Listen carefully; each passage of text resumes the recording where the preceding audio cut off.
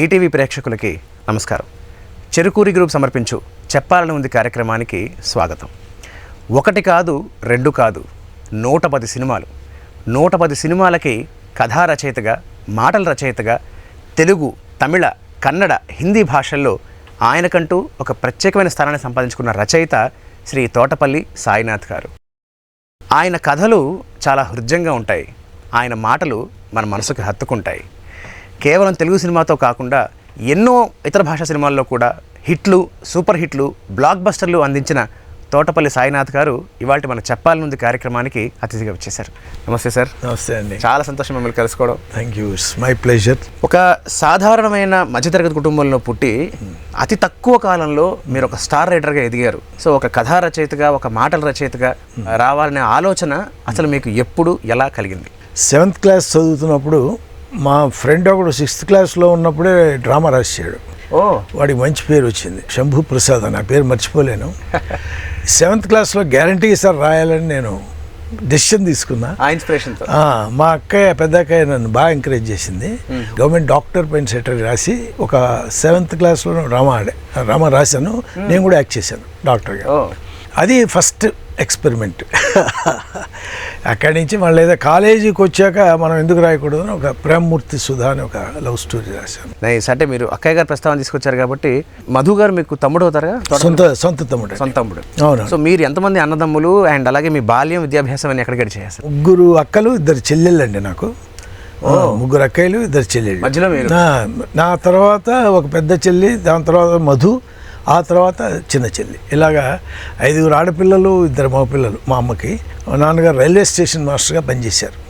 Perhaps అది best help అయింది నాకు. ఎందుకంటే మేము ద్వారపూడి, రాజమండ్రి, గూడూరు, ఒంగోలు ఇలా రకరకాల ఊళ్ళు తిరిగాం. సో రకరకాల మనుషులు కలవడం, న్యాచురల్గా మనస్తత్వాలు చూడటం, రియల్గా ఒక అబ్జర్వేషన్ అంటూ లైఫ్లో అది పెద్ద స్కోప్ ఇచ్చింది నాకు. యాక్చువల్గా మెడికల్ రిప్రజెంటేటివ్గా కెరీర్ స్టార్ట్ చేశాను నేను.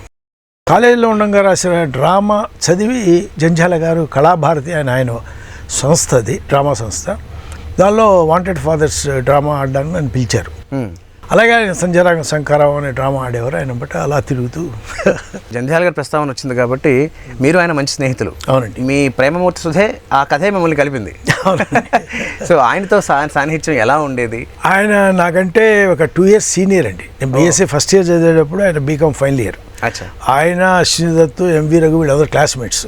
కెమెరామెన్ రఘు కూడా మంచి ఫ్రెండ్, దత్తు గారు బాగా ఫ్రెండ్. సరే, ఈ దీనిలో జంధ్యాల గారు ఆ రోజుల్లో కాలేజీకి ఒక అంబాసిడర్ కార్ వేసుకొచ్చిన ఏకైక స్టూడెంట్ ఆయన. అంత రిచ్ వాళ్ళు. సరే, మొత్తానికి ఆయన కళాభారతి అనే సంస్థ నన్ను పిలవడం, 2 ఏళ్ళు నేను అక్కడ డ్రామాలు ఆడటం అయిపోయింది. అనుకోకుండా వాళ్ళు ఏదో ఒక బుష్ రేడియో స్టోర్స్ నుంచి మర్ఫీ అది ఇంకోటి ఏదో తీసుకున్నారు, కాంప్టన్ గ్రీవ్స్ అనేదో. ఉన్నట్టుండి మొత్తం దెబ్బతినేసి రోడ్డు మీదకి వచ్చే పరిస్థితి వచ్చింది. ఆయన సరదాగా అనుకున్న ఈ డ్రామా సినిమా ఫీల్డ్కి తెచ్చి ఆయన అద్భుతమైన రైటర్ చేసింది. నాకు ఆయన మీద గొప్ప రెస్పెక్ట్. ఎందుకంటే అమ్మా నాన్న కోల్పోయిన విషయాన్ని ఒక పెన్తో ఓ రైటర్గా సాధించాడు అన్నది నాకు గొప్ప కాన్ఫిడెన్స్ ఇచ్చింది. అనుకోకుండా ఆయన నుంచే నాకు పిలుపు రావడం, మెడికల్ రిప్రజెంటేటివ్ చేస్తుందని వెళ్ళటం, అలా జరిగింది.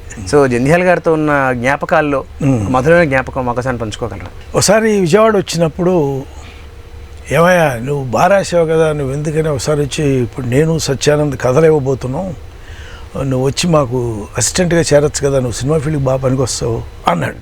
ఎందుకంటే మెడికల్ రిప్రజెంటేటివ్ బాగా మాట్లాడతావా, మార్కెటింగ్ స్ట్రాటజీలు నీకు ఉన్నాయి, సినిమా ఫీల్డ్కి అది చాలా అవసరం, నువ్వు పనికొస్తావు అనగానే వంశీ దాసన్ మా కాలేజీ లెక్చరరు, లక్క నరసింహరావు అని ఆల్ ఇండియా రేడియో ఆర్టిస్ట్, వీళ్ళు బుద్ధి ఉందా లేదా జంజాల, ఎందుకు ఆయన పిలుస్తావు, వాడు 3 అక్కలు 2 చెల్లెళ్ళు, ఏదో హ్యాపీగా పెద్దక్కకి పెళ్లి చేశాడు, వాడు బోల్డ్ బాధ్యతలు ఉన్నాయి, సినిమా ఫీల్డ్ వద్దురా అసలు నమ్మొద్దని అందరూ మామూలుగానే వద్దంటారుగా. అందులో బాగా సంపాదిస్తున్నా 3,000 రూపాయలు ర్యాన్ బ్యాక్స్లో రిప్రజెంటేటివ్ని, ఎందుకు వదలాలి, అసలు హ్యాపీగా ఉన్నారు ఇంట్లో అందరూ, ఒక్కొక్క పెళ్లి చేస్తున్నాడు వీడు, వద్దని.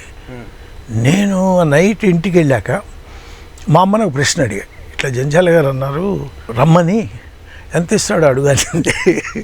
అంతే కదా మరి. నిజంగానే సీరియస్గా నెక్స్ట్ డే విజయకోట విజయరావు అని ఆయన ఉంటే ఒక ఎస్టీడీ మాట్లాడాం జంధ్యాల గారితో, ఏమి ఇవ్వలేమయ్యా, నీకు నువ్వు వచ్చి స్వయం కృషితో ట్రై చేయాలి తప్ప ఎవరిక్కడ ఏమి ఇవ్వరు అన్నాడు.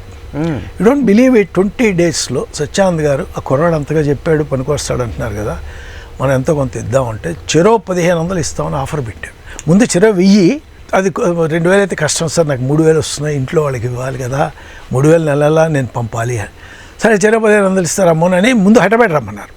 హైదరాబాద్ వెళ్ళి ఇలా కూర్చున్నా. మార్నింగ్ వెళ్ళంగానే నాకు జమృద్దులో సినిమా చూడు అని జవానీ దివానీ అనే సినిమాకి పంపారు. తిరిగి వచ్చాక అక్కడ హోటల్ వాళ్ళు సరోవర్ అని ఉండేది హోటల్, అప్పుడు సరోవర్ హోటల్. ఇది ఏ సంవత్సరం దాదాపు? Somewhere in 79. ఇంకొక సినిమా ఆద్మీ ఔర్ ఇన్సాన్ చూడమని పంపారు. నాకు చిరాకేసింది. బెజవాడ నుంచి రాత్రి రమ్మని మాట్లాడతామని. పొద్దున్నే ఒక మార్నింగ్ షో, మళ్ళీ మ్యాట్ని, సాయంత్రం కలిశారు. కొంచెం మనం ఫైర్ బ్రాండ్ లాగా ఉండేవాళ్ళు. ఏమన్నా ఈవినింగ్ రమ్మని చెప్తే వచ్చేవాడిని కదా, ఎందుకు మార్నింగ్ రమ్మన్నారన్న. 2 సినిమాలు చూసా, కథలు చెప్పు అన్నాడు. అది ఇంకా కాలేదు నాకు. నేను సినిమాలు చూసి వచ్చి కథలు చెప్పడం పెట్టని చెప్పి, అది పరీక్ష తెలియదు మనకి. ఈ అబ్బాయికి హిందీ బాగానే అర్థమైంది, ఇంగ్లీష్ కూడా బాగానే అర్థమైంది. సత్యానంద్ గారికి కాంప్లిమెంట్. ఏం లేదయ్యా, నెక్స్ట్ మంత్ నుంచి నువ్వు మాతో ఫస్ట్కి వచ్చేసేయి, నెల 3000 ఇస్తాం. ఓ చిన్న విషయం సార్, నేను ఆలోచించడం మర్చిపోయా. నేను అక్కడికి వస్తే రూమ్ తీసుకోవాలి కదా, నాకు ఖర్చులు ఉంటాయి కదా.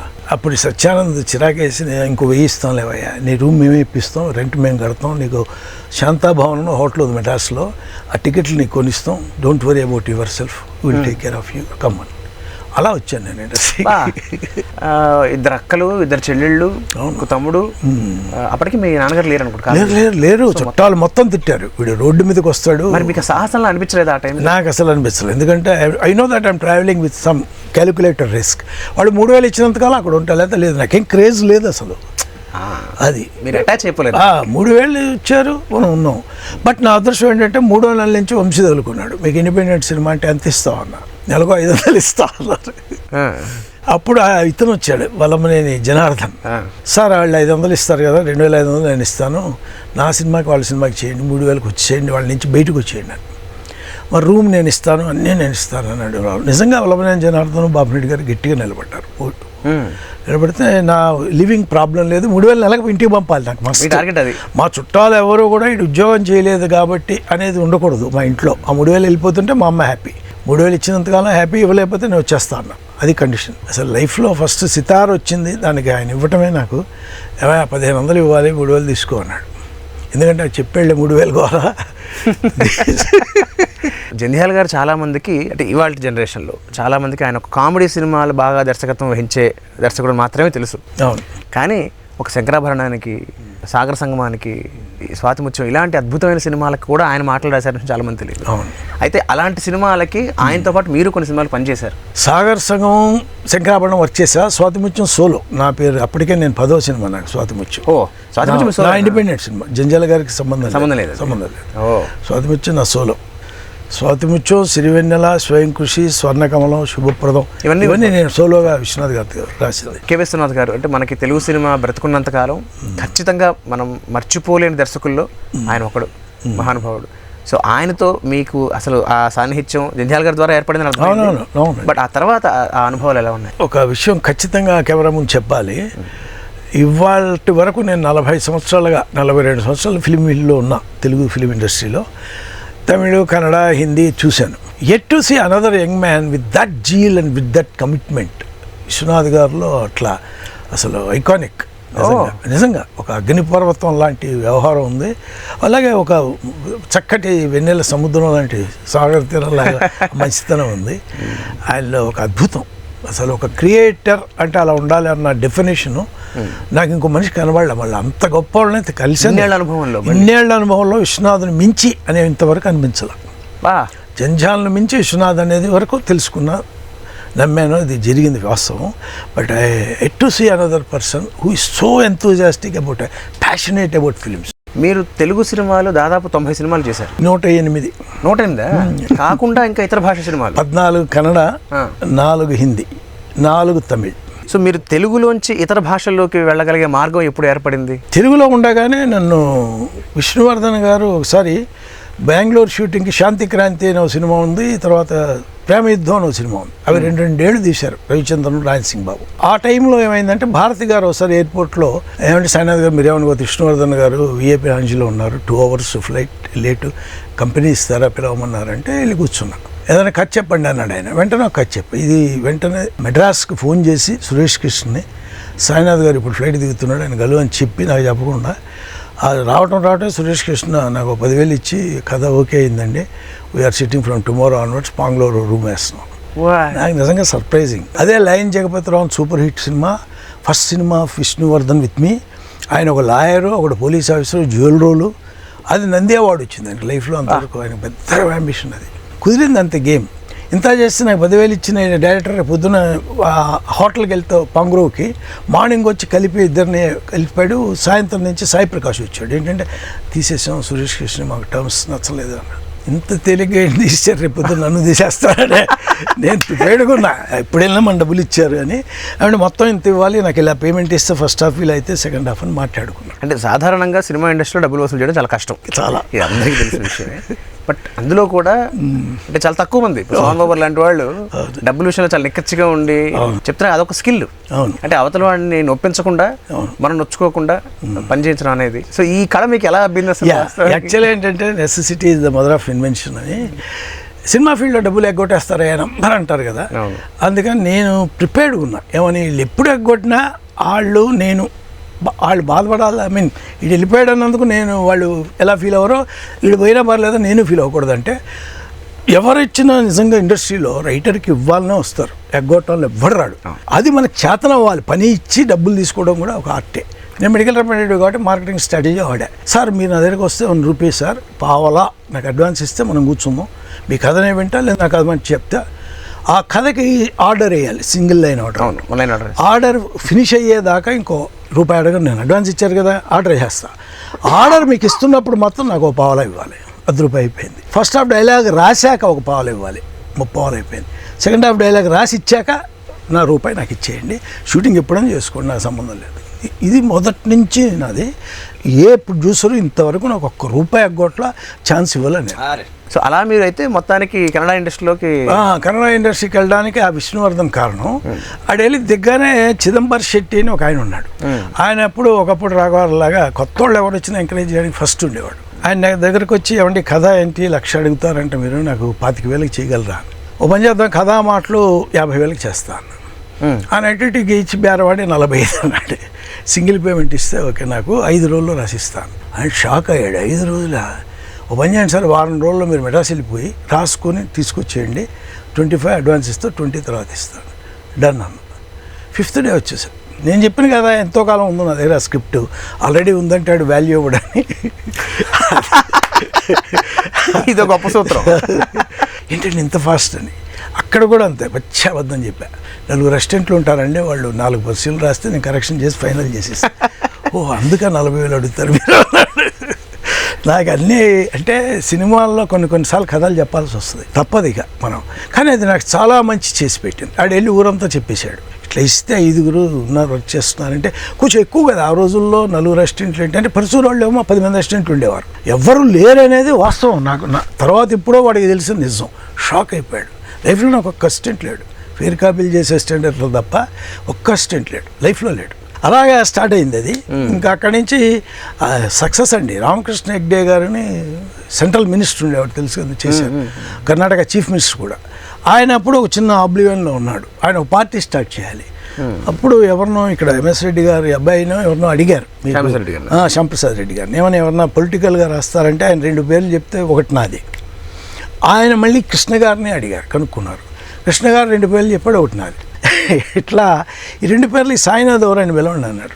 ఇంగ్లీష్ మాట్లాడతాడండి అనేది ప్లస్ అయింది అక్కడ. ఆయనతో మాట్లాడడానికి కమ్యూనికేషన్.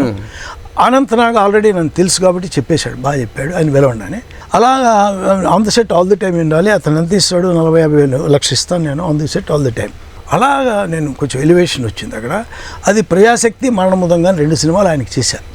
ఆయన ఎంత గొప్పవాడంటే నేను on the set all the time ఉండి ప్రతి డైలాగ్ తెలుగులో చెప్తే అది కన్నడ చెప్పేసేవారు వాళ్ళు. అంటే అనంతనాగ్ తెలుగు బాగా వచ్చు, అది కన్నడ ట్రాన్స్లేట్ చెప్తే ఆయన కొంచెం బెటర్ చేసేవాడు. ఆయన రైటర్ హిమ్సెల్ఫ్ రామకృష్ణ హెగ్డే. షబనాజ్ మీ మన జావేద్ అఖ్తర్ మంచి ఫ్రెండ్. ఆయన హిందీలో షాయరీలు చెప్తాడు, మంచిది. ఆయన ద్వారా మనకి న్యాచురల్గా ఆయన మెచ్చుకున్నాడంటే కొద్దిగా ఉంటుంది కదా అక్కడ.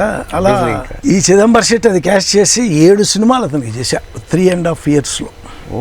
7 ఫిలిమ్స్ ఇన్ రో. మిగతా 7 బయట ఇంకొక 5-6 ఏళ్ళు పట్టింది. బాగుంది. ఇప్పుడు సో కన్నడ అయిపోయింది. ఇప్పుడు తమిళ్ తమిళ్ ఏమో అర్జున్ ఉన్నాడు కదా, అర్జున్ సర్జా, తను తీసుకెళ్ళి కేఎస్ రవికుమార్కి పరిచయం చేశాడు. రవికుమార్ గారికి మేమా నచ్చా, మేము ఒక సినిమా చేస్తున్నాం, మీరు రెండు నాతో అని తీసుకెళ్ళాడు. వుడ్లాండ్స్కి వెళ్తే అక్కడ రజనీకాంత్ గారు కాటేజ్ నుంచి బయటకు వచ్చారు. కారు మారని, మా కారు ఎక్కండి అన్నాడు. నేను, రజనీకాంత్ గారు, డ్రైవరు, వెనకాల రవికుమార్, నేను వెనక కూర్చున్నా, ఆయన ముందు కూర్చున్నాడు. డైరెక్ట్గా వాళ్ళ గెస్ట్ హౌస్ తీసుకెళ్ళాడు. అదే పడయప్ప అంటే నరసింహ. వాళ్ళు ఫైనల్ ట్రీట్మెంట్లో ఉన్నారు, ఆల్రెడీ కథ ఉంది, అన్నీ ఉన్నాయి. ఆయన తీసుకెళ్ళాక ఆ గెస్ట్ హౌస్కి అప్పుడు కథ చెప్పాడు. ముఖ్యంగా లేడీ చేయాలా, మెయిన్ విలన్ చేయాలి, మొగాడిని చేయాలా అన్నదే ప్రశ్న, మీమాంస. నాకు న్యాచురల్గా ఐశ్వర్యరాయ్ ఉన్నప్పుడు ఆ అమ్మాయిని పెట్టచ్చు కదండి, మీతో ఎప్పుడు చేయలేదు, పోయినసారి విజయశాంతి చేసింది, ఈసారి చేస్తే బాగుంటుందని చెప్తే ఆయనకు నచ్చింది. మ్యాక్సిమం ట్రై చేశారు, కుదరినప్పుడు రమ్యకృష్ణ సెకండ్ చాయిస్. ఆ నీలంబరి క్యారెక్టరు కన్ఫర్మ్ చేయడంలో చిన్న పాత్ర ఉంది అంతే.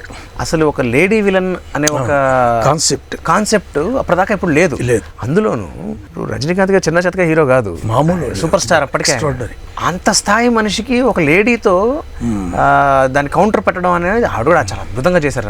ఎక్స్ట్రాడనరీ చేస్తారు. సో ఆ థాట్ మీదే అయితే లేడీ పెట్టాలనేది మీమాంస వాళ్ళకు ఉంది. అచ్చా, ఒక డైరెక్షన్ డిపార్ట్మెంట్లో సగం మంది పైగా మగవాడు ఉండాలండి, ఎవరన్నా సత్యరాజ్ని ఎవరన్నా పెట్టుకోండి అనే టైప్లో ఉన్నారు. ఓన్లీ కేఎస్ రవికుమార్ లేడీ అయితే ఎలా ఉంటుందనే థాట్ రజనీకాంత్ గారిది సపోర్ట్ ఇస్తూ నన్ను అడిగాడు. అసలు నాకేం చెప్పాలా, ఇలా ఇంత మీమాంస ఉంది, ఏమి చెప్పాలా, మగాడైతే బాగుంటుందా లేడీ అయితే బాగుంటుందా అని అడిగాడు. నేను అన్నా, నాగమ్మ లాంటి క్యారెక్టర్ లేడీ పెడితే బాగుంటుంది సార్, అలాంటి ఆవిడే కదా మెయిన్ లీడ్, మనకేమో కథ ఉంది కాబట్టి మనకి ఈజీగా ఐడెంటిఫై చేయగలం. ఆయన వెంటనే స్ట్రైక్ అయింది, దట్స్ రైట్ అని. ఈయన తెలియదు పల్నాటి యుద్ధం ఏంటి, నాగమ్మ ఎవరు తెలియదు ఈయనకి, రవికుమార్ గారికి. అంతేగా తెలుసా, రజనీ గారికి తెలుసు, పల్నాటి యుద్ధం అన్నీ తెలుసు. ఆయన తెలుగు సినిమాలన్నీ చూసాను మనిషి, భానుమతి ఇవన్నీ చెప్పేవాడు. సో డెఫినెట్గానే డిసిషన్ తీసుకున్నాడు. అప్పుడు ఐశ్వర్యరాయ్ కోసం ట్రై చేస్తే దొరకలా, నెక్స్ట్ ఆల్టర్నేటివ్ అమ్మాయిని పెట్టారు. అమ్మాయి ఎరగదీసింది. ఇందాక మనం మాట్లాడుతుంటే వంశీ గారి ప్రస్తావన వచ్చింది. ఆయన కూడా ఒక గొప్ప మేధావి, ఎన్నో అద్భుతమైన సినిమాలు చేశారు. అండ్ మీకు ఆయనతో మంచి అద్భుతమైన సాంగత్యం ఉంది, పెద్ద జర్నీ ఉంది. సో అసలు వంశీ గారితో పరిచయం ఎలా ఏర్పడింది అండ్ ఆయనతో ఉన్న అనుభవాలు, ఏ సినిమాలు పనిచేశారు? చాలా చెప్పారు. జంఝాల గారు రైటర్గా ఉండాలి, నువ్వు ఆయన స్క్రిప్ట్ చేస్తే నీకు సినిమా ఇస్తాను విజయచంద్ర గారు వంశీకి చెప్పారు. దాంతో వంశీ గారు పాంగ్రా హోటల్కి వచ్చారు. ఆ వచ్చిన శుభ సందర్భం నేను ఆయన్ని అసిస్టెంట్గా అక్కడ కలిశాను. నేనున్న కాటేజ్లో జంజాల గారు బయటికి వెళ్ళారు సిట్టింగ్కి. మీరెవరో అన్నాడు. నేను అసిస్టెంట్. ఎవరో నాకు తెలిసి జంజాల గారు అసిస్టెంట్ క్లియర్ అన్నాడు. ఆయన కూడా అసిస్టెంటే కదా? అవును, నేను చేరానండి ఈ మధ్య ఒక 3 months బ్యాక్ జూమ్లో అన్నాను. అలా కూర్చున్నాం. అలా ప్రారంభమైంది మొదటి పరిచయం. ఒక 6 నెలలు అయ్యాక మా జంజాల గారి దగ్గరికి వచ్చి, సార్ మీరు నాకేం రాయద్దు కానీ మీ కుర్రాడు పంపిస్తాను, నేను డిస్కషన్ చేసుకుంటాను, డైలీ ఒక 1 hour ఇస్తారా సాయినాథ్ని అన్నాడు. అతను కొంచెం బిజీగానే ఉంటాడా, నా పనులు సత్యానంద్ పనులు చేయాలి, అతను ఇద్దరం కలిసి కదలిస్తున్నాం.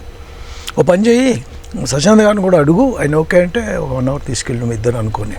సత్యానంద్ గారు ఏమన్నారంటే, చూడు వంశీ, మేము 10ంటికి ఇద్దరం వెళ్ళిపోతాం, లంచ్ టైంకి 12 తర్వాత వస్తాం, 10 to 12 తీసుకెళ్ళి 1 hour and 2 hours అయినా పర్లేదు, తీసుకెళ్ళు, అతనికి నువ్వు అనుకుంటే, పనికి రాలేదనుకో 2వ రోజు వదిలేసే అన్నాడు నవ్వుతూ. సత్యానంద్ గారా జోకులు వేస్తాడుగా. అప్పుడు ఏదో వేరే కథ ఆలోచించాం. ఇప్పుడు మనం చూసిన సితార్కి దానికి సంబంధం లేదు, సంబంధమే లేదు, వేరే కథ. రోజు సినిమా ఇంటర్వెల్లో from noon till 3 Charles Bronson సినిమాలో కలిశాడు. కథ ఏంటి సార్ అన్నాడు. చెప్పబోతుంటే టీ తాగి తర్వాత చెప్పుకుందాం, ఈ సినిమా అయిపోయాక అన్నాడు. సినిమా కాగానే పాంగురు ఎదురుగా హోటల్లో కూర్చొని టీ 3 ముక్కల్లో చెప్పా. ఏముందండి, 4 దొంగలు ఒక బ్యాంక్ రాబరీ చేసేసి 4 వైపులు వెళ్ళిపోతారు, పోలీసులు వెంటబడ్డా ఎవడో ఒకడు దొరుకుతాడు, అందరూ దొరకడు. ఒకడు అలా వెళుతూ ఒక రాకుమారి కోటలో వెళ్ళటం, ఆ అమ్మాయికి వాడికి 3 గంటలు అద్భుతమైన ఫ్రెండ్షిప్. ఆ టైంలో పోలీసులు వచ్చి కొట్టడం, వీడి కత్తి పెట్టి ఉంచడం, దాని అమ్మాయి చెప్పకపోవటం, వాళ్ళు వెళ్ళిపోవటం. ఈ టైంలో సినీ ఫుడ్ పెడుతుంది, వీడంటే మహా ఇష్టం, వీళ్ళు పసిద్దనం లైక్ చేస్తుంది. బట్ తీరా మళ్ళీ పోలీసులు వచ్చినప్పుడు పట్టించేస్తుంది ఆ అమ్మాయి. ఈ కథనే అమ్మాయి నవలగా రాస్తుంది. ఆ మహారాణి ఏం చేస్తుంది, మా ఖాందాన్లో ఇదివరకు జరిగిన కథ ఇదే ఇంట్లో ఏం జరిగిందో. వచ్చినవాడు దొంగే, కానీ వాడు పసిపిల్లాళ్ళ డైవింగ్ చేసి ఈతలు కొట్టడం, ఆ అమ్మాయికి ఈత నేర్పడం, ఇన్స్ట్రుమెంట్స్ ఆ అమ్మాయి నేర్పిస్తే వాడు నేర్చేసుకోవడం, వాళ్ళు ఎందుకంటే చిన్న రొమాన్స్, అమ్మాయి వంట చేయబోతుంటే వీడు వెళ్ళి బ్రహ్మాండంగా కట్ చేసి చేయటం, ఆ అమ్మాయి షాక్ అవ్వటం, వీడంటే ఇంప్రెస్ అయిపోద్ది. అది రాసింది, పెద్ద హిట్ అయింది నవల. ఇది చూసి సితారా ఇన్స్పైర్ అయ్యి వేరే మార్చేతను మహల్లో కోయిల నవల రాశాడు.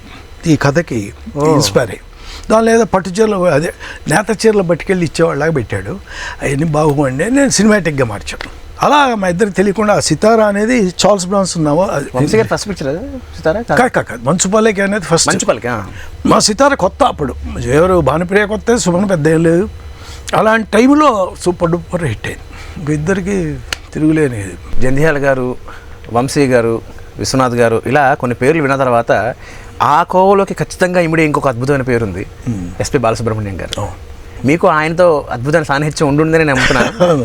సో ఆయనతో మీ పరిచయం ఎలా ఉండింది, ఎలా మొదలైంది, అండ్ ఆయనతో ఉన్న సాన్నిహిత్యం ఎలా గడిచింది? మీరు చెప్పిన ముగ్గురు, ఇది జంధ్యాల గారు కాలేజీలో ఫ్రెండ్, సరే వంశీ గారు నాకు బ్రేక్ ఇచ్చారు ఇక్కడ, విశ్వనాథ్ గారు ఒక గురువు. ఇవన్నీ పక్కన పెడితే వీటికి సంబంధం లేకుండా ఒక వ్యక్తిగా అసలు కలవకుండా ఎక్కువ నేను ఆరాధించిన వ్యక్తి బాలసుబ్రహ్మణ్యం గారు. పాటల ద్వారా ఆయన అంటే మహా ఇష్టం. పాటలు ఎంత ఆకట్టుకున్నాయో ఆయన టీవీలో కానీ మామూలు ఆయన చేసే ప్రోగ్రామ్స్లో కానీ బయట కానీ మాట్లాడే తీరు అద్భుతంగా నచ్చింది. ఆ వ్యక్తిత్వం, ఆ పాజిటివ్ ఆప్టిమిస్టిక్ ఎనర్జీ అసలు మామూలుగా ఉండదు. చాలా మానవత్వంతో నిండిన మనిషి అనిపించాడు. సంపూర్ణమైన. నేను బాలగంగాధర్ తిలక్ అని ఒక క్యారెక్టర్ రాశాను అస్త్రం అనే సినిమాలో. బిఎల్వి ప్రసాద్ డైరెక్టర్, శోభన హీరోయిన్. హిట్ సినిమా అది. చక్కగా ఓ జైలర్ వేషం ఆయన కోసం రాశాను. ఆయనకి వెళ్ళి ఆ క్యారెక్టర్ చెప్తుంటే ఎస్పీ బాలసుబ్రహ్మణ్యం స్టూడియోలోనే కలిసాం. ఆయన ఒక స్టూడియో కోదండపాడి, ఆయన ఫస్ట్ యాక్ట్ చేసిన సినిమా అనేది, సినిమా తెలుగులో ఫస్ట్ టైం. ఆయన కాస్ట్ ఎవరు ఆలోచన? బాలచంద్ర గారు. ఆయన వెళ్ళంగానే ఒక మాట అడిగాడు, ఏంటి బిఎల్వి నేనే చేయాలని మొదటి రోజు నేను చెప్తున్నా, ఇంతమంది ఆర్టిస్టులు ఉండగా ఎందుకని అన్నాడు. నేను ఒకే పదం వాడాను, హిందీలో అయితే సంజీవ్ కుమార్ చేయాలండి, తెలుగులో అయితే మీరు చేయాలి. ఆయన పడిపోయాడు. ఎందుకంటే ఆయన సంజీవ్ కుమార్కి విపరీతమైన ఫ్యాన్ అంట. అవునా? కనెక్ట్ అయ్యా, నాకు తెలియకుండా బాగా కనెక్ట్ అయ్యా. అనగానే చెప్పండి మీరు సంజీవ్ కుమార్, ఇంకెందుకు నేను చేసేస్తాను అన్నాడు. లేదు వినండి అంటే నచ్చింది. ప్రాణం పోసాడు నిజంగా. అస్త్రం అనే సినిమాలో ఆ క్యారెక్టర్ చాలా బాగా చేశాడు. అది వదిలేస్తే అలాగా ఇంకా అక్కడి నుంచి పాడుతా తీగా చేసాం మేము ఇద్దరం కలిసి. ఇచ్చినప్పుడు ఆ ఫ్యామిలీతో సహా వెళ్ళాం. ఎవరికైనా ఫ్యాన్సే కదా. మీరు కూడా సినిమాలు నటించారని విన్నాము. అదే 1-2 వేషాలు సరదాగా వేసిన. అది కూడా అంత సెట్ ఉండేటప్పుడు, ఏమైనా నువ్వు జర్నలిస్ట్గా ఆవిడ బాగా చేయట్లేదు నువ్వు రా అని సిరివెన్నెలలో దబాయించాడు ఫస్ట్ టైం విశ్వనాథ్ గారు. నేను ఊరుకోవచ్చుగా, పక్కన ఆకళ్ళు ఉన్నాడు, ఇతను కూడా వస్తే బాగుంటుంది సార్ అని. నువ్వు కూడా వేసుకో, డ్రెస్ వేసుకో. అలా వాడు చిరాకు, వాడికి ఫుల్ హ్యాండ్ షర్ట్స్ ఇస్తాం, హాఫ్ హ్యాండ్ షర్ట్స్ ఇవ్వని. నేను కూర్చుని ఒక ప్రశ్న అడగటం ఇలా చేశాడు పలానా దానిలో అనగానే, మామూలు మహేష్ భట్ గారు ఓ లైబ్రరీ సీన్ ఉంటుంది, నాగార్జున ఎత్తుక్కుంటూ వస్తాడు మనిషి అక్కడ కోసం, క్రిమినల్లో మనిషి అటు ఉంటుంది, నాగార్జున ఇటు రావాలి, అక్కడ ఎవరినో నిలబడితే వాడు అటు ఇటు చూస్తున్నాడు. సరే sir please go and stand there, look at the book not at the people అన్నాడు. నేను ఇంకా రామారావు ఇంకా చూసా, ప్లీజ్ మీరు వెళ్ళండి బాగుంటారంటే, ఆయన నన్ను పిలవలేదు అన్నాడు. ఇలా నిలబడ్డా అలంతా తప్ప యాక్టింగ్లు ఏమి ఇప్పుడు చేయమని నన్ను రవికుమార్ పోలీస్ ఆఫీసర్ చేయమని అడిగాడు. విలన్లో ఒక పోలీస్ ఆఫీసర్ భయంకరమైన ఇది ఉన్నాడు, మీకు తెలియదు విలన్ ఉన్నాడు అంటే ఇప్పుడు మనం ఇంతసేపు మాట్లాడుకున్నాం. ఎందుకంటే మధు గారు ఆయన రైటర్గా ఎలాగో పాపులర్, ఆర్టిస్ట్గా కూడా పాపులర్ అయిపోయారు. సో ఆయన అసలు ఇండస్ట్రీకి రావడానికి అంటే మీరు బోల్డ్ అక్కముకిలు తినే ఉన్నారు అప్పటికే. అవును. సో మీరు వద్దని చెప్పలేదా? వద్దని కాదు, అసలు తీసుకొచ్చి పెట్టాను నేను. యాక్చువల్లీ వాడు కాలేజీలో ఉండగానే డ్రామాలు ఆడేవాడు. ఇలా ఫిలిం ఫీల్డ్కి రావాలని ఇంట్రెస్ట్ ఉందంటే మా అమ్మగారిని ఒప్పించి డిగ్రీ కాగానే తీసుకొచ్చి సత్యానంద్ గారి దగ్గర అసిస్టెంట్కి పెట్టేశాం. ముందు వాడు 2 నెలలు 3 నెలలు వచ్చేసి రాజాచంద్రకి అటాచ్ అయిపోయాడు. తన స్వయం కృషి. వాడు రాజాచంద్ర, ముఖ్యంగా నారాయణరావు అనే ఆర్టిస్ట్ ఉన్నారు కదా సాది స్టూడియోస్, నారాయణరావు గారితో బాగా ఫ్రెండ్ అయ్యాడు. దాంతో దేవాంతకుడు అని నారాయణరావు సినిమా తీశాడు. ఇది మన తమిళ డైరెక్టర్ని పెట్టి దేవాంతకుడు అని తీశాడు. ఎస్ఏ చంద్రశేఖర్ ఎవరు మనకు తెలియదు. మొత్తానికి వాడు అలా తనే ఒక ఇది వేసుకున్నాడు. ముఖ్యంగా చిత్రం బళార చిత్రం కలికాలంతో ఉచ్చాల సుబ్బయ్య గ్రూప్లోనూ పిఎన్ రాజచంద్ర గ్రూప్లో సెటిల్ అయిపోయాడు. సో అలాగే మీ సినీ ప్రస్థానంలో చాలా కీలకమైన పాత్ర పోషించిన నిర్మాత కెఎస్ రామారావు గారు. Yes your right. సో ఆయనతో మీకు పరిచయం ఎలా ఏర్పడింది, అండ్ ఆయనతో మీ జర్నీలో ఉన్న మైలురాళ్ళు ఎలాంటివి? ఏడు దినేశ్వర్ నన్ను సాగర్ సంఘం 100 days ఫంక్షన్ రాజ్ కపూర్ వస్తున్నాడయ్యా అని చెప్తే, గురుగారు నేను వస్తా అన్న, నాతో పాటు తీసుకెళ్ళాడు. తనతో పాటు నేను అప్పుడు సితార్ రాస్తున్నా, ఇంకా బయటికి రాలా. సాగర్ సంఘం 100 days ఫంక్షన్. తాజ్ కోరమండల్కి వెళ్ళంగానే అక్కడ రాజ్ కపూర్ని చూడటం కన్నా గబుక్కని ఏడు దినేశ్వర్ని పిలిచి, ఈయనే కదా కెఎస్ రామారావు అన్న. నేను విన్నా, నాకేమో కెఎస్ రామారావు ఎవరో తెలుసు, ఆయన ఏం చేస్తున్నా నాకంటే క్రియేటివ్ కమర్షియల్స్ని ఒక సంస్థ పెట్టాడు విజయవాడే. చాలాసార్లు రైల్వే ప్లాట్ఫామ్ మీద నేను ట్రైన్లో వస్తుంటే మెడ్రాస్కి ఆయన కలిసేవాడు, ఆయన చూసేవాడిని. సరే ఇద్దరం ఫస్ట్ క్లాస్ ఎక్కేవాళ్ళం, బట్ ఎప్పుడు మాట్లాడుకోవాలి. ఆయన వెంటనే పిలిచి రామారావు మావాడికి నువ్వంటే బాగా ఇష్టం అయ్యా అన్నాడు. ఎందుకు ఇష్టం అన్నాడు ఆయన. అంటే ఇప్పుడు డబ్బు టు ద పవర్ ఆఫ్ డబ్బు నవల చాలా కష్టం అండి, దానిపై సినిమా చేస్తారట, బ్రహ్మాండంగా ఉంటుంది ఆ సినిమా అన్న. ఆయన వెంటనే ఊరుకోవచ్చు కదా, రివర్స్లో బెజవాడోళ్ళలాగే, ఏంటి నానా కష్టాలు పడుతున్నాం, 15 మంది రైటర్లు అంటే అక్కడ, దాని నిండా అసలు లేదు, షేర్ మార్కెట్ తప్ప ఏం లేదు, ఏం చేస్తారు సినిమా చేసే అని అంటున్నారు అన్నాడు. అని మీరు చేస్తారా అన్నాడు. నేను కొంచెం హర్ట్ అయ్యా. అది సీరియస్ అన్నా. డెఫినెట్లీ అన్నాడు. అని అరే చక్రి అని పిలిచాడు. అజయ్ చక్రిని పిలవని. చక్రి వస్తే చక్రి ఈయనకి ఏం కావాలి చూడు అన్నాడు. ఏం కావాలి మీకు అంటే, ఒక కట్ట పేపర్లు ఉన్న నవల, ఒక పెన్ అన్నా. ఆయన ఆశ్చర్యపోయాడు. అంటే ఇంతలో వంశీ వచ్చి ఏమంటే మావాడు ఏదైనా చదివితే రాస్తాడు బాబు, బాగా నాలెడ్జ్ ఉంది ఇది వచ్చి పాజిటివ్గా మాట్లాడాడు. అంటే ఎన్ని రోజుల్లో మీరు ఆర్డర్ వేయగలరు జనరల్గా? వారం 10 రోజులు అంటే 2 days అన్నా. ఇది మళ్ళీ ఇతను నవ్వాడు. ఆశీర్వాదనారా వేస్తాడని బాబు, వాడి పనే ఉంది మాకు, ఇప్పుడు 6వ వర్షం రాస్తున్నాం సితారా, ఏం పర్లేదు ఖాళీగా ఉంటాడు రాస్తాడు అన్నాడు. 3వ రోజు తనే ఫోన్ చేసి సార్ రాశాడండి ఆర్డరు రావాలా అంటే, లేదు కారు పంపిస్తానని కారు పంపాడు. పక్క వీధిలోనే ఇల్లు, ఎందుకంటే రైటర్ని అలాగే పిలవాలి. అరే వెళ్ళి కూర్చున్న ఫస్ట్ ఫ్లోర్ వాళ్ళ ఆఫీసు. ఫస్ట్ హాఫ్ చదివేశారు సిన్సియర్గా. ఆయన చక్రవర్తి, ఎన్బి చక్రవర్తి విన్నారు. వాళ్ళు ఆగండి ఇంటర్వల్ కదా అని లోపలికి వెళ్ళి ఒక 4,000 రూపాయల చెక్ తెచ్చిచ్చాడు. నా లైఫ్లో ఫస్ట్ టైం ఒక 4,000 చెక్. ఇంకా సితార బయటికి రాలేదు, అప్పుడే నాకు చెక్కు 4,000 రూపాయలు. షాక్ అయ్యా. సెకండ్ హాఫ్ నేను ఈవినింగ్ మెరీనా బీచ్కి పోదాం, అక్కడ వింటాను, మీరు ఇప్పుడు వెళ్ళారండి అన్నాడు. ఈవినింగ్ కారు పంపాడు రూమ్కి. మెరీనా బీచ్కి వెళ్ళా. సెకండ్ హాఫ్ చెప్పేశారు. ఏమన్నా నచ్చింది, మీరు ఏం చేయాలనుకున్నారు సార్? డబ్బులు మీ ఇష్టం సార్, పేరు మాత్రం నాకు కావాలన్నారు. మీరు ఇప్పుడు ఈ సినిమాకి ఎలా చేశారో, అభిలాష్కి సత్యమూర్తి వర్క్ చేశాడు, ఈ ఒక్కసారి నువ్వు నీ ఇష్టం, నీ పేరు ఏంటి, సత్యానంద్ గారి పేరు ఉంటుంది, నెక్స్ట్ సినిమాకి ఇస్తాను అన్నాను. ఇప్పుడేమో అతను దేవతతో బిజీ అయిపోయాడు, కాబట్టి పేరు సత్యమూర్తి వేస్తాను, మీది అంటే నాకు స్క్రీన్ ప్లే అయ్యండి అన్న. అంత తేలిక కాదండి స్క్రీన్ ప్లే. నేను వీరేంద్రనాథ్ని అడగాలి, ఫ్రాంక్గా చెప్పాలంటే చిరంజీవి గారిని, కోదండరామరెడ్డి గారిని అడగాలి, ట్రై చేస్తా అన్నాడు. 3వ రోజే వచ్చి ఇద్దరు ఓకే అన్నారు, మీకు స్క్రీన్ ప్లే రాసి ఇవ్వండి అన్నాడు. దాదాపు ఫుల్ స్క్రిప్ట్ రాసేమని. Cinema challenge. అవునా? స్క్రీన్ ప్లే అని ఉంటుంది నా పేరు. ఓకే. ఛాలెంజ్ అది ఫస్ట్ పరిచయం మా ఇద్దరికి. అక్కడి నుంచి ఆగల 16 సంవత్సరాలు 8 సినిమాలు చేసే సంస్థ. జైపూర్లో మీరు ఎండమూరి గారు చిన్న స్టోరీ డిస్కషన్లో ఉండగా చిరంజీవి గారు 2 కప్పులతో కాఫీ పట్టుకొచ్చారంట. బాగా స్టడీ చేశారు. ఆ సందర్భం తెల్లారుజామున 4 గంటలకి ఫ్లైట్. న్యాచురల్గా మా కెఎస్ రామారావు గారు 12 వరకు ఉన్నారు, అందరూ 2 లేపేశారు. అందరం కలిసి ఎయిర్పోర్ట్కి వెళ్ళిపోయాం. మేము కూర్చున్న ఖాళీగా ఎందుకు కూర్చోవడం అని మేము తరోగా అక్కడ ఢిల్లీలో తీయబోయే సీన్స్ గురించి డిస్కస్ చేస్తున్నాం. అది ఎలా రావాలి, నేను రాసింది ఏంటి, ఆయన అనుకున్నది ఏంటి, కొత్తగా ఏమొస్తుంది, ఇవి మాట్లాడుతాం సీరియస్గా. కూల్గా ఇది విని వెళ్ళాడు. తను కాఫీ తాగి ఇంకో 2 కాఫీలు అలా ట్రే పట్టుకొని వచ్చాడు. చూస్తే చిరంజీవి. షాక్ అయినాం ఇద్దరం. ఫ్రాంక్గా టక్కని లేచాం. సరే మేము పిలిస్తే వచ్చేవాళ్ళం కదా అన్నాడు వీరేంద్రనాథ్. లేదు నేను పిలవకపోయినా చెప్పకపోయినా నా కథ డిస్కస్ చేస్తున్నారు కదా, నేను కూడా అలా సర్ప్రైజ్ చేయాలి కదా, ఏం చేయగలను అన్నాడు. ఆయన వెరీ స్వీట్, వెరీ వెరీ అసలు మామూలు. మీరు ఏడిది రాజా గారు, చిరంజీవి గారు, మీరందరూ ప్యారిస్లో చెప్పులు కుట్టేవాళ్ళు అబ్జర్వ్ చేశారు కదా, అదేమిటి అసలు, దేని గురించి? అదేంటంటే స్వయం కృషిలో చెప్పులు కుట్టేవాడే హీరో. ఎక్కడన్నా చెప్పులు కుట్టేవాడిని మనం దగ్గరుండి ఒక అరగంట చూడాలయ్యా అన్నాడు చిరంజీవి గారు. ఎందుకంటే he wants to observe how they do stitching and all. Raja ఏం చెప్పంటే మేమే తీసుకొస్తాం, మన చెట్టు కింద చేద్దామని. నేను తను కలిసి వెళ్ళి ఆ ప్యారిస్లో ఒక అతన్ని సెలెక్ట్ చేసి, ఆ సెలెక్ట్ చేసేప్పుడు ఈయన పలానా వాడంటే ఓకే అని అతన్ని తీసుకొచ్చి ఇక్కడ అరుణాచల్ స్టూడియోలో కూర్చోబెట్టి మనం షూటింగ్ జరుగుతున్నప్పుడు అతను చేసి చూపిస్తుండేవాడు ఏం చేయాలనేది. అది చేసేవాడు ఈయన అబ్జర్వ్ చేసి. మరి అదేంటి ప్యారిస్? అతను ప్యారిస్ అంటే మెడ్రాస్లో ప్యారిస్ అని ఉంది కదా, దానికి వచ్చిన కాలేదు. ప్యారిస్లో చెప్పులు కుట్టే వాళ్ళు ఎక్కువ ఉంటారంటే సరిపోయింది. అది విషయం. సార్ మీరు చదువుకునే టైంలో మీకు రష్యాలో చదువుకునే అవకాశం వస్తే మీరు వద్దనుకున్నారట కదా, అది ఎందుకు జరిగింది అసలు? అట్లూరి వెంకటరత్నం అని నా ఫ్రెండ్, క్లోజెస్ట్ ఫ్రెండ్ విజయవాడలో. వాళ్ళ నాన్న కృష్ణా జిల్లా సిపిఐ కార్యదర్శి, ముఖ్య కార్యదర్శి కృష్ణా జిల్లాకి వాళ్ళ నాన్న అట్లూరి వెంకటేశ్వరరావు అని. ఆయన వాళ్ళ అబ్బాయిని లుముంబా యూనివర్సిటీ పంపిస్తుంటే వాళ్ళ అమ్మగారు హిందీ పండిట్ ఆవిడ, విజయలక్ష్మి గారని. ఆవిడికి వీళ్ళిద్దరు ఎంత క్లోజ్, నేను మా వెంకటరత్నం ఎంత క్లోజ్ 3 yearsగా చూస్తూనే ఉన్నారు. అప్లికేషన్ పెట్టేటప్పుడు ఈయన నా దగ్గరకు వచ్చి సంతకం పెట్టి పంపించాడు. అది నా సంతకం తెలియదు, ఏదో బెటరా ఇక్కడ కాలేజ్ది అన్నాడు. కాలేజ్ అంటే ఎస్ఆర్ఆర్ కాలేజ్ అని పెట్టుబడి, అది లుముంబా యూనివర్సిటీకి అప్లికేషన్ వీడు పెట్టించాడు. వాళ్ళ నాన్న కూడా పంపాడు. 2 సీట్లు వచ్చాయి. మా ఇంటికి వచ్చి మా అమ్మతో అంటే పంపించవా వాడిని లుంబు తీసుకెళ్తున్నాం రష్యా అంటే వాళ్ళ అమ్మగారు కూడా వచ్చి మాట్లాడారు. మా అమ్మ ఏం కాదని లేకపోయింది, అక్కలు పంపించు రష్యా వెళ్ళి చదువుకుంటాడు ఎంబీబీఎస్ అని. 4 years అని తెలుసు నాకు. అప్పుడే బీఎస్సీ ఎప్పుడైపోద్దా ఇటు ఉద్యోగం వస్తే బాగుండు, కుటుంబం బాధ్యతలు వాడు మోస్తాడు. పెద్ద అక్క ఎంప్లాయీ పెళ్ళి అయిపోయింది, రెండో అక్క ఎంప్లాయీ పెళ్ళి అయిపోయింది, వాళ్ళ మీద ఎంత బాగా ఆధారపడతాం. మూడో అక్కకి పెళ్ళి చెయ్యాలి, పెద్ద చెల్లి చిన్న చెల్లి చదువుకుంటున్నారు, వీడు చదువుతున్నాడు డిగ్రీ. ఇంపాసిబుల్ అన్న, బ్లైండ్గా రిఫ్యూజ్ చేసి ఒక హీరోలాగా.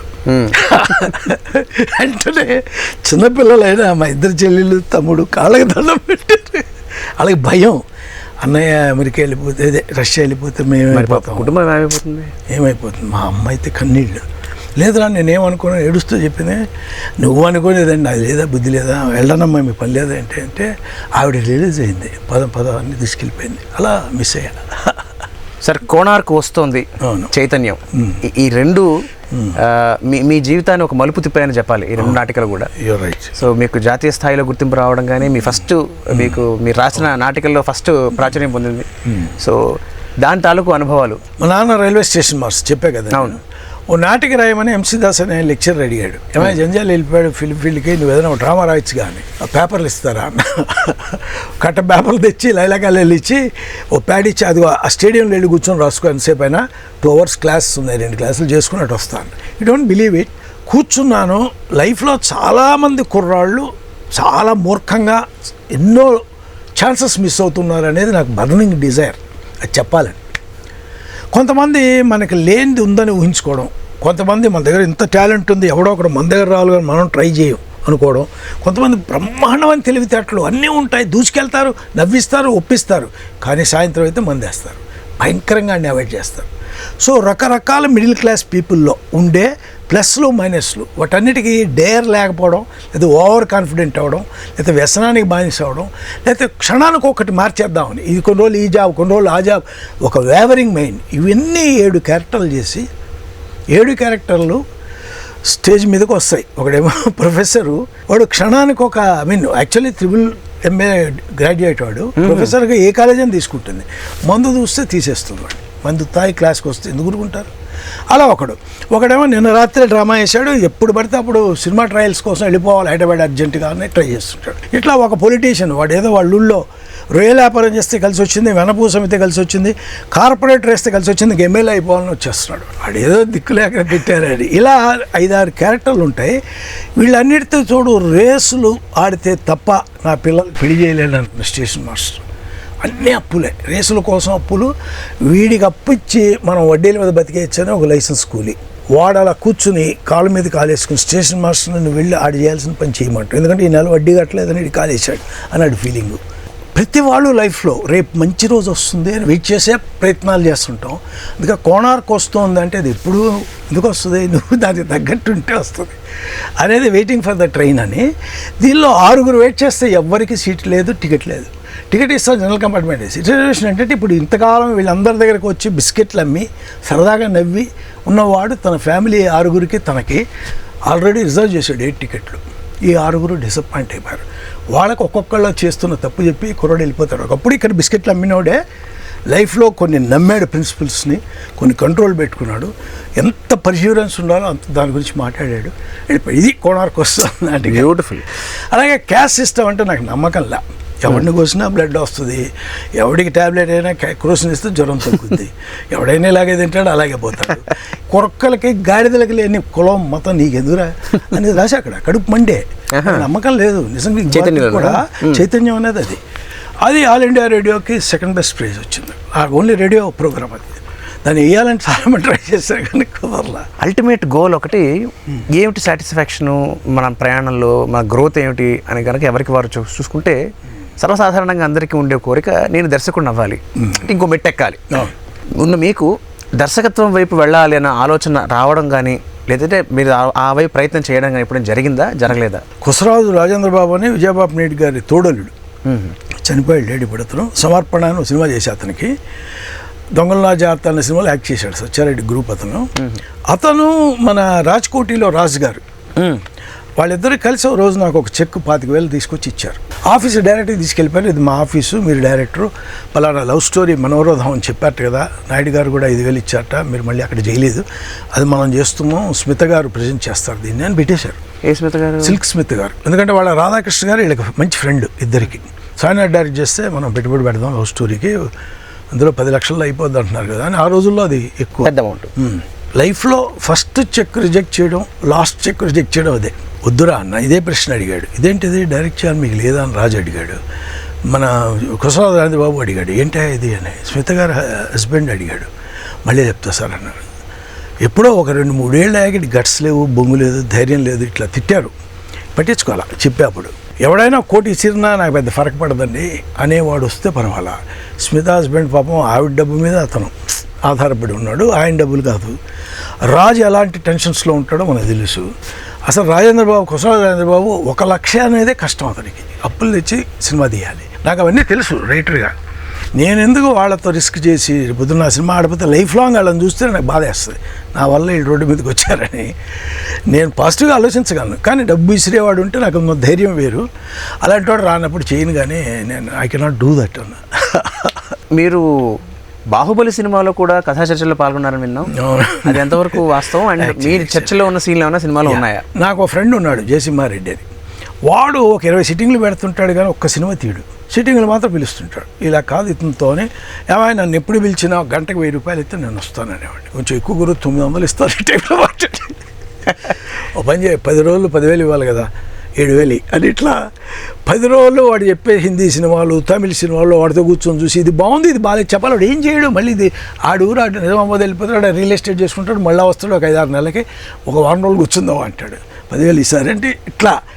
ఇది జోక్గా నేను ఎప్పుడో విజేంద్ర ప్రసాద్ చెప్పా. పూటకి నన్ను గంటకు 1000 రూపాయలకి ఇస్తాండి. సార్ మీరేమనుకోకపోతే 3 గంటలు 3,000 ఇస్తాను, వస్తారా, నా కథ వింటారా అన్నాడు. 10 to 2 వింటారండి, 5,000 ఇవ్వాలి మీరు, మినిమం 5,000 లేకుండా నేను రానన్నా.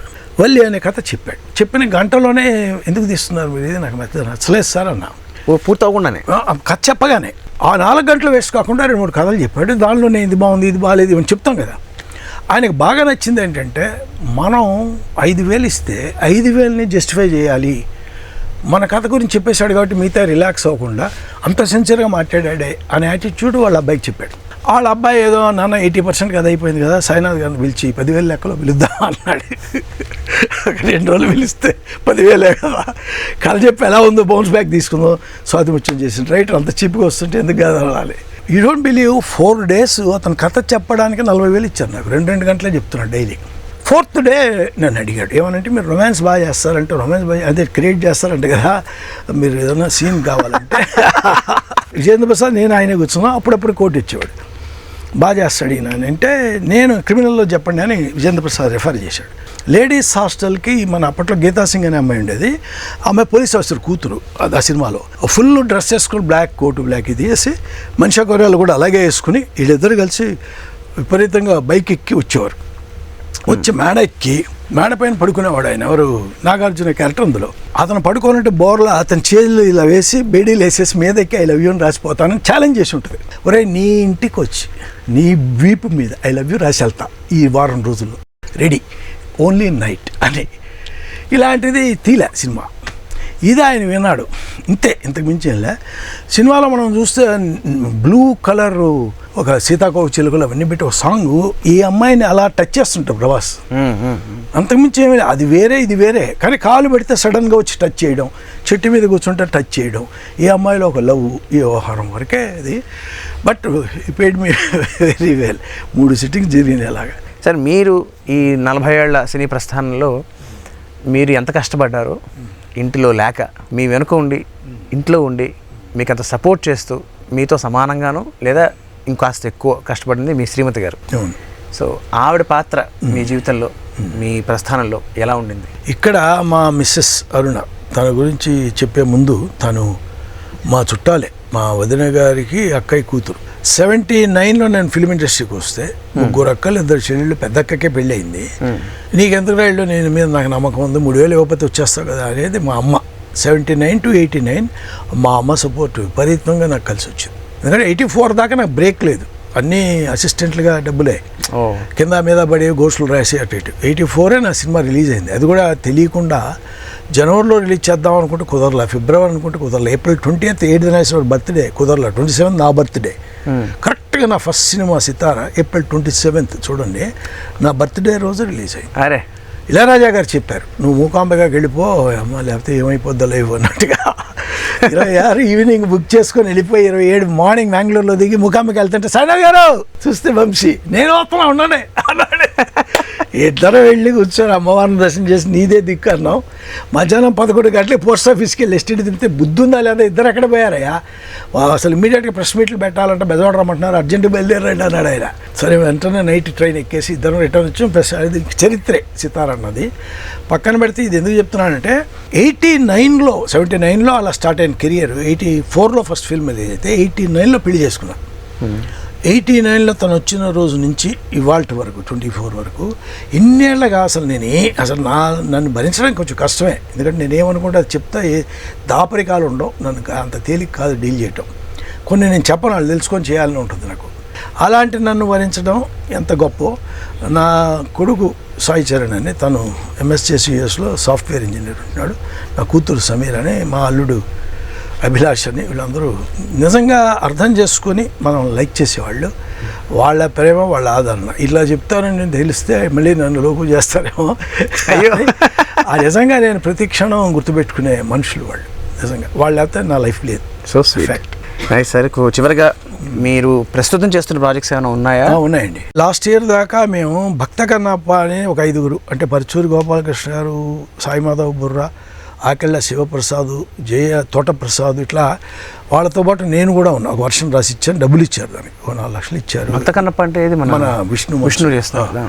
అది కాకుండా ఆయన ఆల్రెడీ ఒక మలయాళం సినిమా రీమేక్ కొన్నారు, దానికి కూడా ఒక వర్షం రాసినందుకు డబ్బులు ఇచ్చారు. పక్కన పెడితే మై డియర్ గర్ల్ ఫ్రెండ్ అని పాలక్ శ్రీనివాస్ అని ఒక అతను ప్రొడ్యూసర్ డైరెక్టర్, కొత్త వాళ్ళతో, అంటే ఐఐటికి స్మూత్ చేసిన అబ్బాయితో హీరో, అతను షూటింగ్ స్టార్ట్ చేసాడు, జరుగుతోంది మై డియర్ గర్ల్ ఫ్రెండ్ అని. అది కాకుండా బెంగళూరులో వెంకటేష్ ఆచార్య అని ఒక ఆయన ఉన్నాడు. ఆయన బహుశా పెద్ద హీరోలతో చేస్తాడు, ఎవరో ఒకళ్ళు, సాయిధరం తేజ్, విశ్వక్సేన్ ఇట్లాంటి వాళ్ళతో. అది తేజ అని చెప్పి అనుకుంటున్నాం, అది చూడాలి, రేపు ఏమేదో పెడతామేమో. మేము ఒకప్పుడు బ్రహ్మరాక్షసుడు అనుకున్నాం, అది వేరే ఎవరికో హీరోకి వస్తుంది టైటిల్. ఓకే, అందుకని అలా వద్దని మొత్తానికి అదొక సబ్జెక్ట్ జరుగుతుంది. పనులు చేస్తూనే ఉన్నా. చాలా సంతోషం. ఎన్నో గొప్ప గొప్ప విషయాలు, జీవిత సత్యాలు, జీవిత సూత్రాలు, ఇవన్నీ మీ నుంచి చాలా వినడం జరిగింది మా ప్రేక్షకులందరూ కూడా. సో మరొక్కసారి మా కార్యక్రమానికి విచ్చేసి మీ మూల్యమైన సమయాన్ని మాకు కేటాయించినందుకు, మాతో పంచుకున్నందుకు మనస్ఫూర్తిగా ధన్యవాదాలు. I must thank you and ETV. God bless. Thank you. ఇదండి ఇవాళ మనం చెప్పాలంది కార్యక్రమం. వచ్చేవారు మరొకరితో మళ్ళీ కలుసుకుందాం. అంతవరకు సెలవు. నమస్కారం. ఈ కార్యక్రమాన్ని ఈటీవీ విన్ మొబైల్ యాప్లో కూడా వీక్షించండి.